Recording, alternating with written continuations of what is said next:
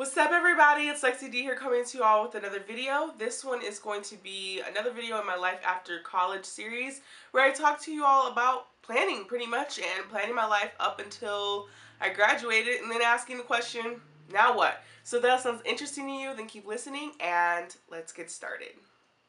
I'm a planner by nature.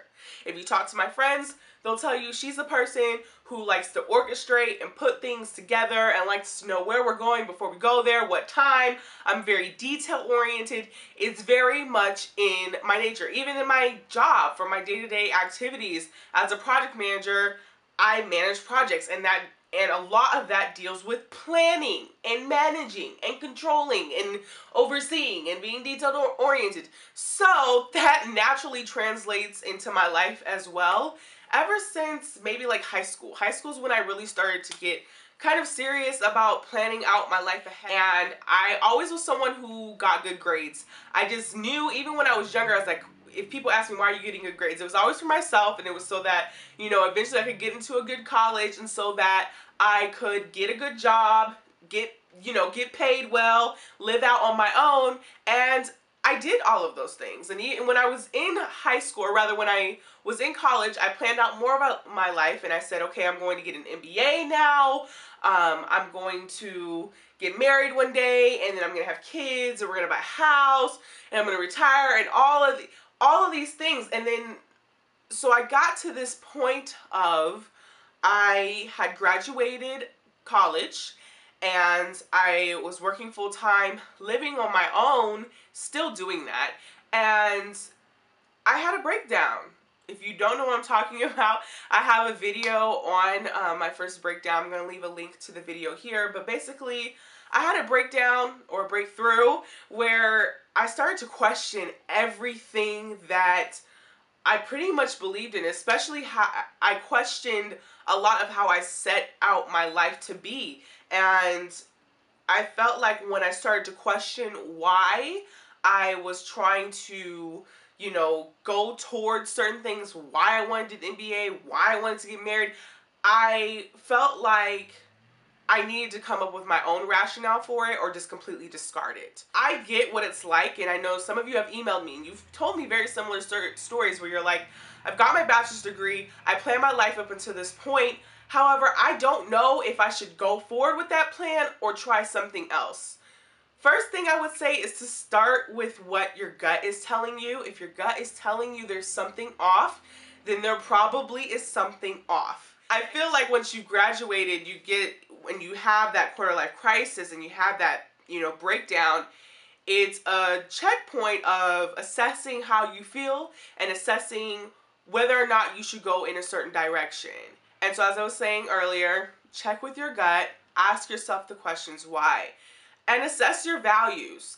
Really assess your value system. I recently came to understand what my values are.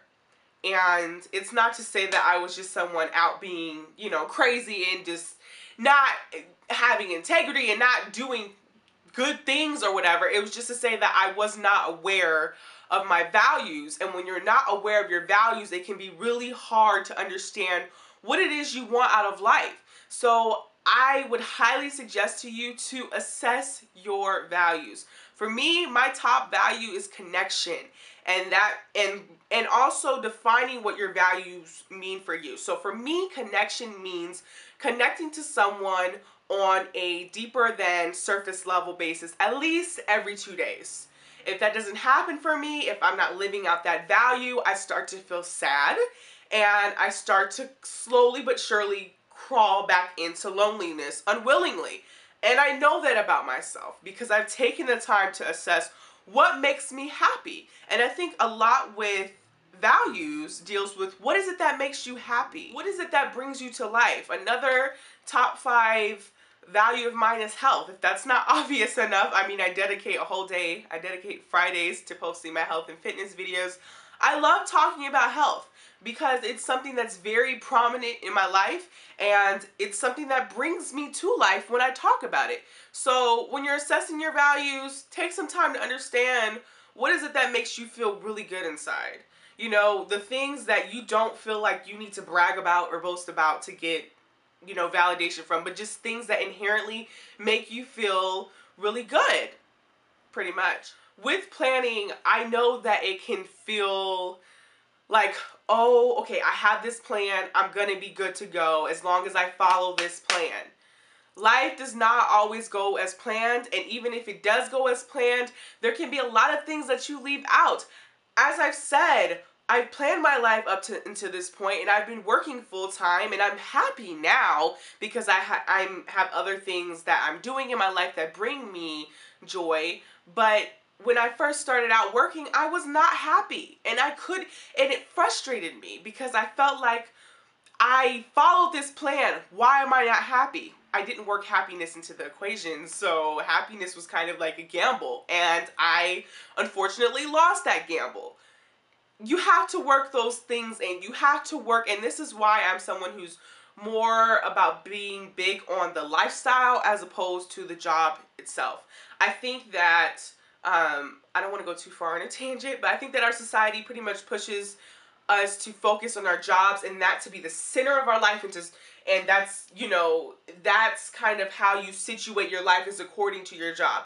I think that your lifestyle should be, you know, the center, like your friends, your family, those things, the things that bring you happiness should be the center, and then your job should be somewhere centered around that. And that's a new revelation for me. But I feel like with that kind of thinking, it helps you to more see how to plan your life, essentially. To actually plan your life and not just plan for getting a job. And I know that we spend pretty much all of our youth planning to get a job. That's why you go to school, so that you can gain knowledge, so that you can get a job. That's pretty much what the American system is set up to do, is to supposedly get you a job. Not always the case. Pretty much rarely the case nowadays. But I would say, you know, with planning and everything, to follow the plan, but don't be afraid to take a checkpoint every now and then. Don't be afraid to question it, and don't be afraid to switch plans. Look, this is what it comes down to with planning. You can plan all you want.